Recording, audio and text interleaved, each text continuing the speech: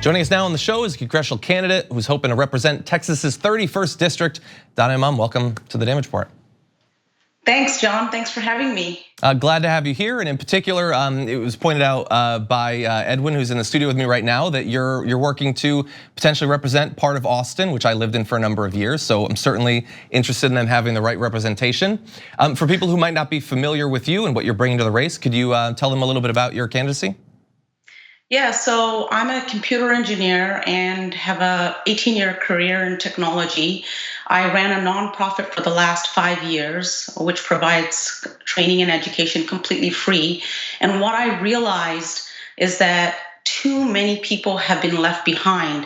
And I came to this realization actually very early on in my career when every single assembly worker at the company that I worked for was laid off. Their jobs moved to Mexico.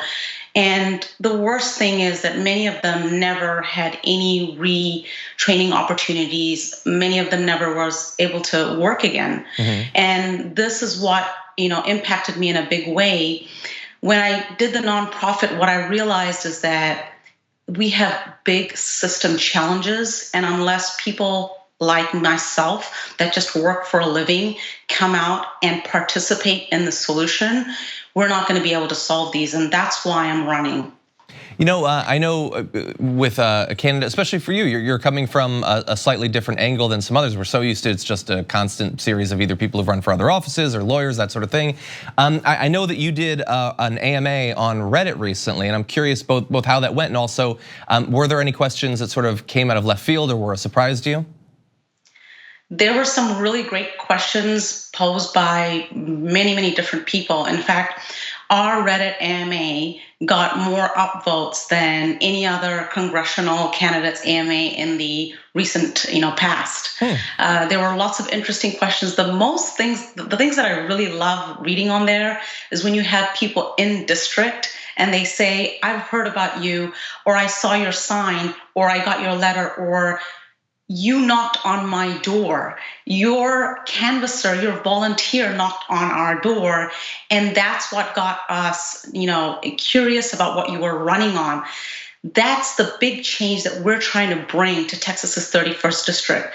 Many people outside of Texas believe that Texas is completely red. What they don't realize is the demographics of Texas have changed significantly, especially in Austin, Texas, because of the growth. And the way you flip red districts like ours is by having these one-on-one conversations.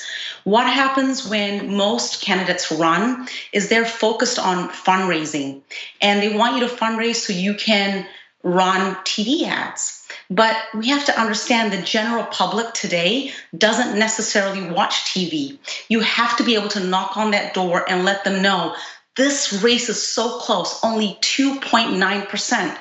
And in terms of votes, it was only 8,000 votes by which the current 9-term Trump-endorsed Build the Wall representative won. So we can do this, and these are the conversations we're having.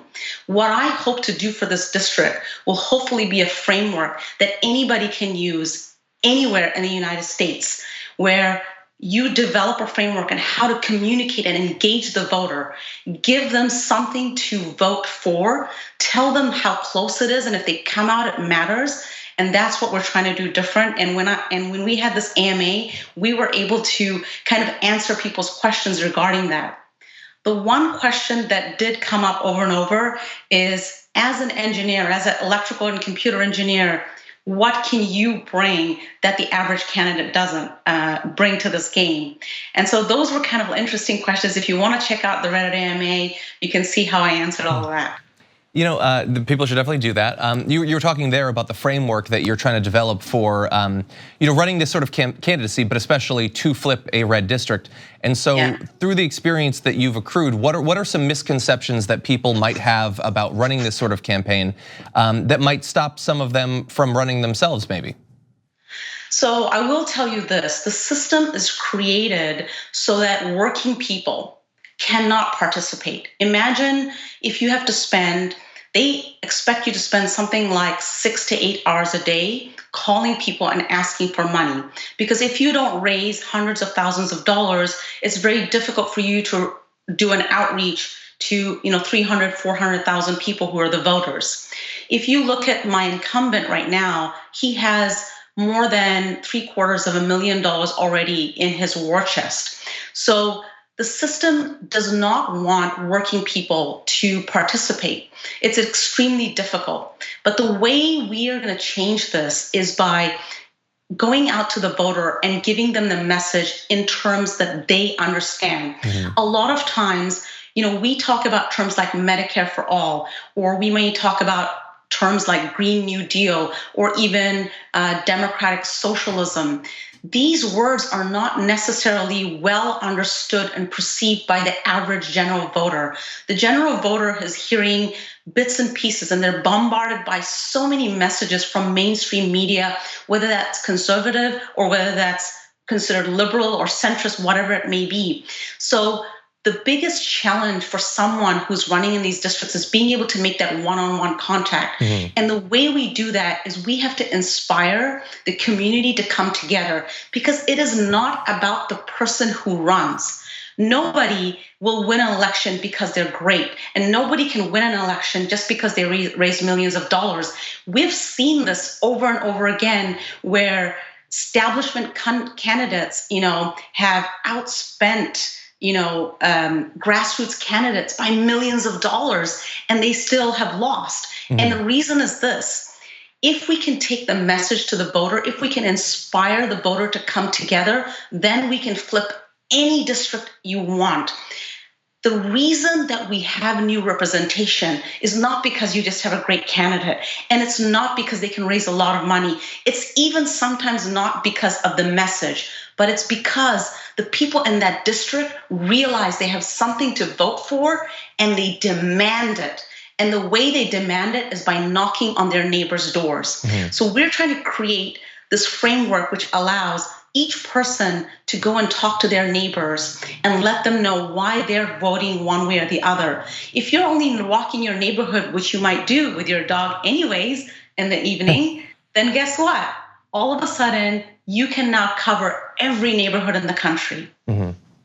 And look, especially in your neighborhood, knowing what the Austin area is like, it seems like they're due for some new representation. So certainly, best of luck in your campaign ahead. Where can people find out more about your candidacy?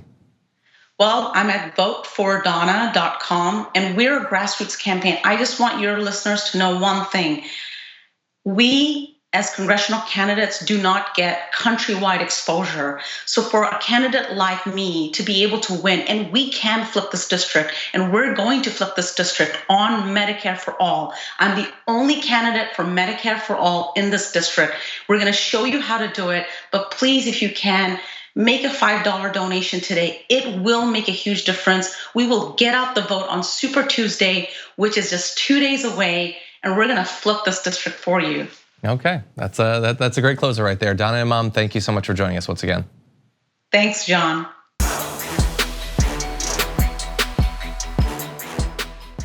Check out the Damage Report podcast each day, wherever you get your podcasts, whether Pocket Casts or Stitcher or iTunes. You can join me as I give you the news and stories you want, with a range of co-hosts and interview guests jumping in on the fun each day. Again, that's the Damage Report, wherever you get your podcasts. And if you get them at iTunes, don't forget to rate and review. Sometimes I'll read them live on the show.